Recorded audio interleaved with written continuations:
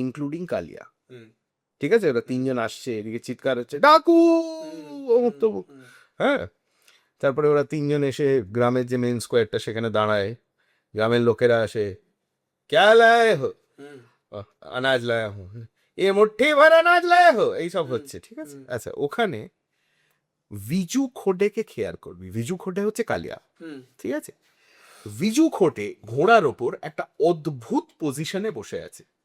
ওর ডান পাটা এরম করে বাইরের দিকে বার করা, কিন্তু ঘোড়ায় সোজাই বসেছে, ডান পাটা এইভাবে বার করা, এবং রাইফেলটা ডান পায়ের ওপর রাখা আছে। খেয়াল করবে, এটার একটা খুব স্পেসিফিক কারণ আছে।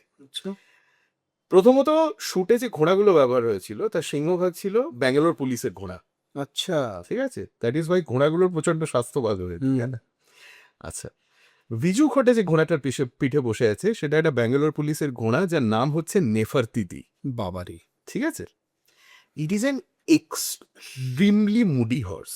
আচ্ছা, ও পান থেকে চুন খসলে রাইডারকে পিঠ থেকে ফেলে দেবে। সর্বনাশ। এবার গরমের রোদের মধ্যে শুট হচ্ছে, ঠিক আছে, রাইফেলটা কিসের তৈরি? লোহার। It's made of still.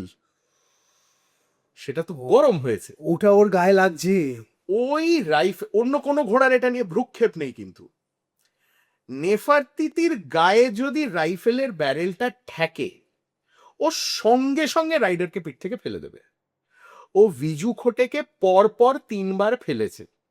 এবার when a horse rears up on its front legs and you fall backwards, you land on your back. ইয়া, তুই কল্পনা কর ভিজু খোটের চেহারার একটা মানুষ একটা ফুল সাইজ ঘোড়ার পিঠ থেকে 3 বার পিঠের ওপর পড়ছে। হ্যাঁ, এবার ভিজু খোটে বলে দিয়েছে আমি ওই ঘোড়ায় উঠবো না। তাতে রমেশ সিপ্পির বক্তব্য হচ্ছে কন্টিনিউইটির প্রবলেম হয়ে যাবে, ওই ঘোড়া নিয়ে তোমার আগের শট আছে, তোমার ওর পিঠেই বসতে হবে। How you keep the rifle away from the horse is up to you. তো ও পায়ের ওপর রাইফেল দিয়ে এইভাবে বসে আছে। ভিজু খোটে বলে দিয়েছিল ইস ঘোড়ে কা নাম নেফরতিতি নেহি হ্যাঁ, ইস ঘোড়ে কা নাম হ্যাঁ নফরতি।